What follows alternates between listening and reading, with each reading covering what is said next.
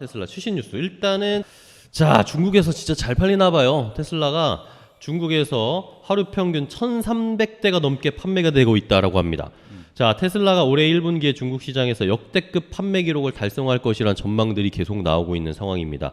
중국의 차이나 머천트 뱅크의 자동차 보험 등록 기반으로 추산한 통계로 중국에서는 이 테슬라가 얼마나 팔렸나를 확인을 하는데, 이 통계에 따르면은 지난 19일, 그러니까 3월 19일까지 테슬라가 중국에서 10만 6,915대를 판매했답니다. 하루 평균 1,371대, 1,371대가 팔린다는 건데, 지난해 4분기에도 중국에서 많이 팔렸대요. 근데 그때가 12만 대 넘게 팔렸는데, 지금 계산해서 하루 평균 판매 대수로 계산을 해보면 지난 4분기보다 지금 1분기가 더 많이 팔리고 있다는 겁니다. 아, 이거는 아무래도 뭐 가격 낮춘 것 때문인 건가요? 그렇죠. 가격 낮추는 것이 가장 큰 영향일 거라고 저는 생각이 들고, 근데 이제 좀 우려하는 것은, 제가 사실은 SBS 라디오의 목돈 연구소라는 곳에 예.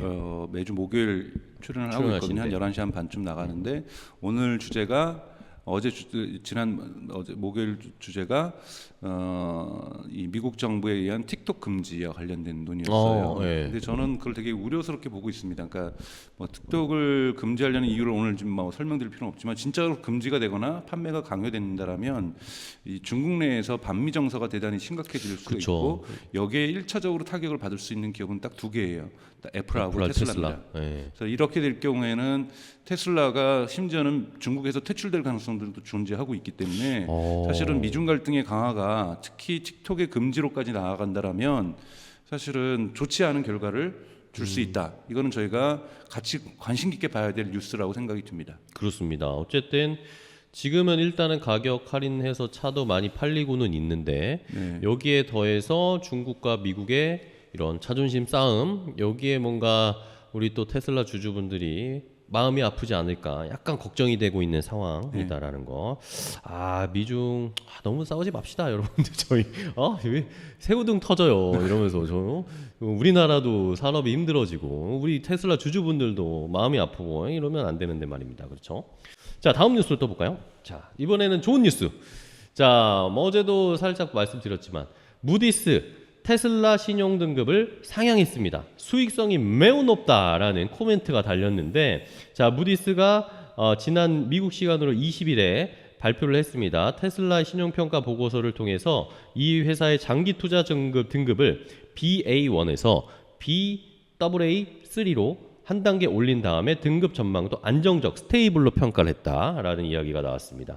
자, 이러면서 코멘트를 달았던 것이 테슬라가 세계적인 사업 확대와 매우 높은 수익성으로 최고 전기차 업체 중 하나로 남을 것이라는 기대를 반영해서 이렇게 등급을 상향시켰다라는 이야기였습니다. 네, 이건 프로핏 레이트가 20%가 넘는다라는 것은 기적에 가까운 일들이고, 그것은 그만큼 현금이 캐시플로우가 풍부해진다는 걸 얘기하는 거기 때문에 당연히 시정 점수가 올라가는 것은 당연하다고 봅니다. 그래서 앞으로 판매 대수가 늘어남에도 불구하고 페라리 같은 프로핏 레이트를 테슬라가 구현을 한다라면 시정 등급은 더 계속해서 올라갈 수 있다고 저는 생각이 듭니다. 그러면 자연스럽게 주가도 같이 올라갈 수밖에 없겠죠. 당연히 이 무디스의 신용 등급 상향 이 뉴스가 나온 날 주가가 테슬라가 7.6%가 올랐습니다. 하루 만에 바로 이런 반응들이 나오는 걸 보면 이런 수익성을 잘 유지하고 판매도 많이 할수록 주가가 올라갈 수 있을 거다라는 걸 우리가 또 확인할 수 있었죠. 자, 다음 뉴스. 자, 이러다 보니까 이게 우리나라 시장에도 영향을 줬습니다. 자, 무디스가 테슬라의 신용 등급을 상향시켰더니 우리나라의 2차 전지 소재 관련 종목들도 같이 주가가 올라갔습니다. 또 공교롭게 LNF라는 회사도 7% 비슷하게 주가가 딱 올라갔는데요.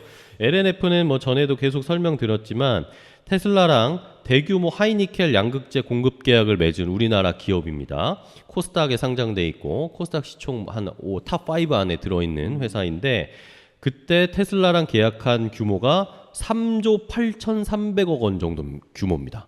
엄청난, 이게 제가 정확히 수치는 기억이 안 나는데, 이 LNF라는 회사의 몇 년치 매출을 한꺼번에 그냥 딴 겁니다. 그렇기 때문에 주가가 앞으로 올라갈 수 있는 가능성, 관심이 굉장히 많아졌습니다. 근데 이러다 보니까 테슬라의 주가랑 연동되는 현상이 좀 나타나고 있습니다. 좋습니다. 자, 다음 뉴스. 자, 다음 뉴스는 테슬라가 이 사이버 트럭을 제작할 때 필요한 글로벌 최대 기가프레스를 지금 인도 받아서 이제 진짜 사이버 트럭이 이 양산이 얼마 남지 않았다라는 뉴스가 지금 보도가 됐습니다. 이탈리아 기업 이드라라는 회사가 있는데 이 이드라라는 회사에서 기가프레스를 제작했다라고 합니다. 초대형 주조 기술로 알루미늄 합금을 고압으로 주조하는 요 기계인데 이드라가 지난해 세계 최대 규모를 자랑하는 9,000톤급 기가프레스를 선보였는데 이게 그 당시에 공개했을 때 이거 테슬라한테 가는 거 아니야? 사이버 트럭 만들 때 이거 쓰는 거 아니야? 라는 그런 루머들이 막 돌았대요. 근데 이게 실제로 아마 테슬라에게 인도된 것으로 일단 글로벌 언론들을 통해서 확인이 됐다라는 소식이 전해졌습니다. 그리고 이제 제가 지난번에 한번 말씀을 드렸었는데 작년 12월에 이제 사이버 트럭을 하늘에 조립할 수 있는 조립용 로봇들, 네. 로봇 팔들 이런 거 쿠카에서 만들고 있는 거죠. 독일에 있는 이것들이 주문이 되었다. 기가팩토리 텍사스에서 그것을 주문했다. 그리고 그거는 사이버 트럭을 만드는 데 사용될 거라고 얘기를 한 것처럼 사이버 트럭이 이제 곧 양산 체계를 가져갈 것은 명확해 보이고 올해 말에는 양산될 거라고 보고 있습니다. 알겠습니다. 자, 이거는 저희가 영상을 하나 찾아봤는데 유튜브에 나와 있는 거예요. 더 테슬라 스페이스라는 이 영상에 나와 있는 건데 이게 아마 이제 네. 이 사이버 트럭 그죠? 이런 식으로 제작될 것 같은데 여기에 쓰이는 아까 말씀드린 기가프레스가 뭐 이런 대략의 모양이 아닐까 싶은 그런 영상입니다. 네. 아우 멋있습니다. 공장도 멋있어. 테슬라는 그죠?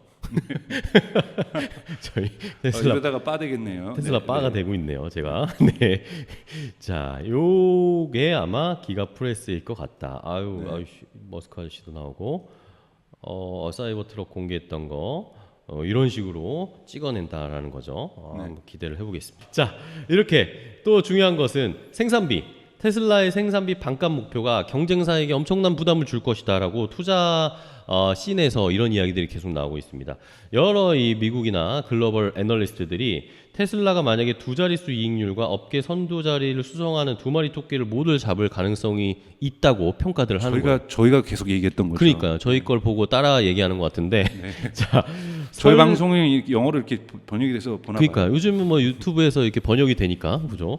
자, 설사 테슬라가 생산비 50% 감축 목표를 달성하지 못하더라도 이미 생산비에서 우위를 확보한 상태이기 때문에 추가 비용 절감을 이룰 수만 있어도 의미 있는 성과가 될 거다라는 식대의 평가였죠. 박사님이 다 말씀해 주신 거죠. 네, 프로덕션 프로세스의 혁신을 통해서 비용 절감을 분명히 할 거고 이번에 인베스터 데이 때 그래서 의미 있는 발표가 바로 저 부분이었다고 저는 생각이 들고요. 네. 그래서 50%가 현실적으로 가능할 것이냐 이거는 조금 더 지켜봐야 되겠지만 최소한 20-30% 정도의 감축만 있어도 저가 모델에서의 높은 수익률을 유지할 수 있다라는 것 이거는 거의 미라클에 가까운 거고 이거는 자동차 역사에서 길이 남을 사건이라고 저는 생각이 듭니다. 그렇죠. 그때 늘 말씀해 주셨지만 첫 번째 포드, 그다음 토요타, 그다음에 테슬라. 그다음 세 번째 엄청난 자동차 생산 혁신은 테슬라가 차지할 가능성, 그걸 이룰 가능성이 굉장히 높다라고 이야기를 해줬고 당연히 그러면 경쟁사들은 부담이 될 수밖에 없겠죠. 가격적인 메리트, 가격 전략을 펼 수가 없으니까 다른 회사들은. 자, 요렇게까지 최신 뉴스들을 몇 개 확인을 해봤습니다.